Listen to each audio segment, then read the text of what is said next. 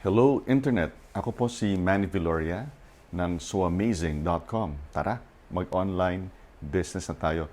Welcome to another Facebook Live video episode. We'll be talking about how real estate salespersons earn online, specifically the problem, solution, strategy, and the secret behind those YouTube advertising revenues. Ano, kamusta ka na? I hope you're feeling safe and healthy nowadays, ngayong panahon ng pandemya and lockdown. And you know, the curious thing about this, no, there are many problems which require us to find solutions. That is the entire point of this Facebook Live video episode, yung problem, solution, strategy. Kasi ganito yun, no? People are searching for solutions online and you can give it to them by publishing information. Kaya yung mga ibang real estate sales people, they are basically publishing solutions. What's the problem? The problem is usually along this line. No? Where can I find my dream home in name of place? And when people search online, whether they're in Facebook or in Google, they will find the things that real estate salespersons have published. And normally these are in the form of solutions. Kaya ikaw, think about yourself. What are the problems that you have encountered?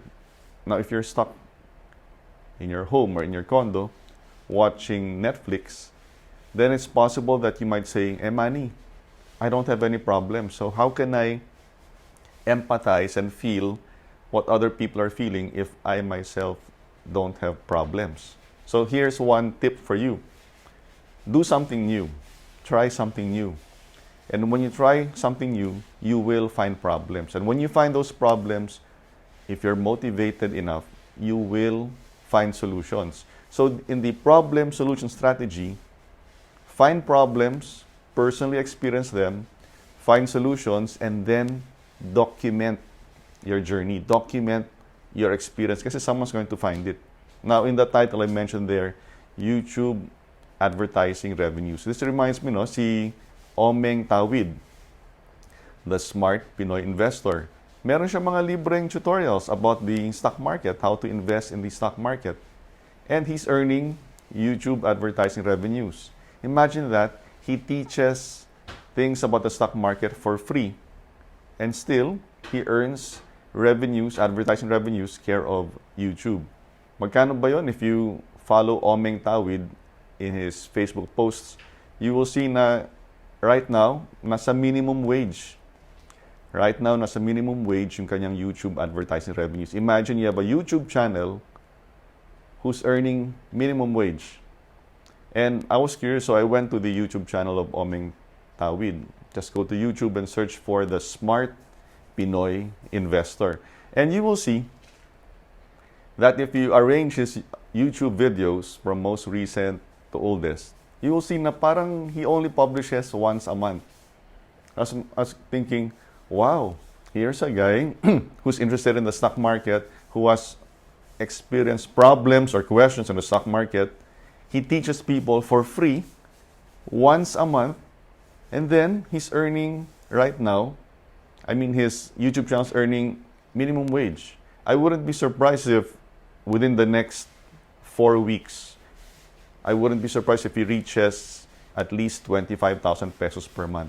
Can you imagine right now you're doing your work, you're loving what you currently do, and then maybe on a weekend you make one video teaching people. Yung video ni Omeng Tawid, mga PowerPoint slides where he explains, no? And then he goes from slide to slide, nagvo-voice over. So kung nahihiya ka, if you don't want to show your face all the time, you can try that approach. Now, caveat lang po, no? Do not build a YouTube channel thinking na, I'm gonna make money. No. Make your primary objective the ability to serve others, the ability to help others, and to provide solutions to the problems of other people. If you do it that way first, the money will follow. Whether it's through YouTube advertising or through other connections. For example, I remember when I first started in the corporate world, I learned this important lesson in preparation. Preparation without expecting any money in return immediately, no?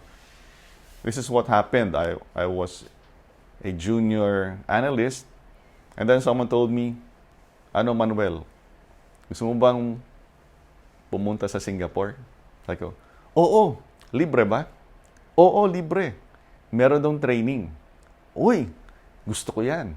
Do you have a passport? It's going, passport? I don't have a passport. Oh no, we're going to fly next week and you don't have a passport? Wala eh. So, they had to help me. Rush. Passport. It was so stressful. And then, when I finally had my passport, a few days before the trip, they told me, oh, by the way, meron ka bang Americana? You have a suit? Suit? So, rush again. It was so stressful. So, from that experience, it's important to prepare ahead of time, even though you don't see yet the final result. Even though you don't see yet that you have a trip abroad, apply for your passport. Even though you don't see yet, you'll be attending some event, whether a personal event or a business event or some conference that will require you to wear a blazer or a suit. Prepare early. And if you like, in line with the YouTube advertising revenue profit problem and solution strategy, document your journey. Because somewhere out there, there's someone like the old you who was experiencing that similar problem, and they'll be searching for answers. And guess what? Your YouTube channel will be available, or your Facebook page, your Facebook posts, your blog posts will contain the information needed by that person. So when I think of people like si Boss Tonton Deuterio providing free education in the field of real estate training, or si Ganda Ko Trading providing free education in the field of the stock market, that makes me think, no? There is something to this free training trend where you give first and then later on, you will reap the rewards. Hello, Anayron. Thanks for watching. Bro Red, long time no see. Good morning, Ka Freddy. Thanks for joining us. So ayan, so in the case of the real estate salesperson journey, we saw that the requirement is to get an NBI clearance. So I tried to get an NBI clearance. It was closed. I discovered that there's an online reservation system. So I'm documenting that. And in the coming weeks, I'm busy right now, no? But in the coming weeks, I'll be putting up a YouTube video explaining about NBI clearance. It's free. We don't expect any revenue from it. I don't think that, with this NBI clearance video, I'm going to earn so much. In fact, I have not yet applied for the YouTube partnership advertising program. Wala. I have not monetized my YouTube channel. I'm just adding content. It reminds me back in the 1990s when we were building blogs. There was no such thing as AdSense. We were building blogs simply because we wanted to serve people, or even for entertainment purposes, and just publish. And then one day, Google came out with AdSense. We applied. It was approved. And when we placed the Google AdSense code, on day one, the site earned $50 immediately at that time. That's the importance of preparation. You prepare your passport, you prepare your suit or blazer without thinking about the monetary benefit primarily. And then, when the opportunity arises, boom, you can move quickly. Like yesterday, Boss Ada mentioned to me, oh, Manny, you need a professional profile photo. Professional profile photo. Here are examples. I looked at them. Oh, they're wearing suits. So I got a suit kasi I was prepared. Took a photo and quickly I was able to take action.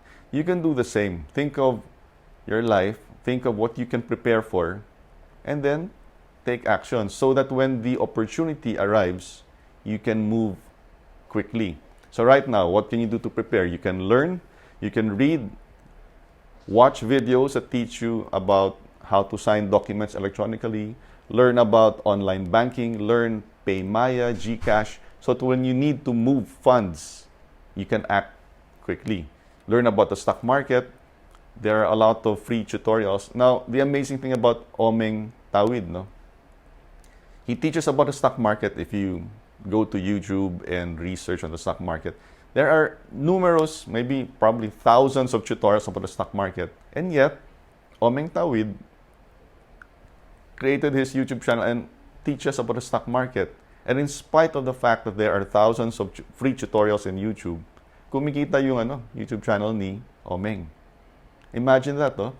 So, imagine you have one child, your YouTube channel, who's earning na minimum wage for now. And then as you keep adding content and keep serving people, that will go up. Okay? Ayan. So, I hope this quick episode helps you, no? To summarize, welcome problems in your life. Seek them out. When I say seek out problems, problems which arise because you want to learn something new. And then, find the solution. Dumiskarte ka. And then, document your learning journey. Because someone out there will benefit from it. And in the process, you can possibly earn YouTube advertising revenues. You can make a friend. You can open doors to other business opportunities. So, in the coming weeks, prepare by reading, writing, publishing, and connecting with many people, particularly in the field of real estate. So hanggang sa susunod, ako po si Manny Viloria ng swamazing.com na nagsasabing invest in yourself before others will invest in you. Maraming salamat po at mabuhay tayong lahat. Have a great day. Ingat.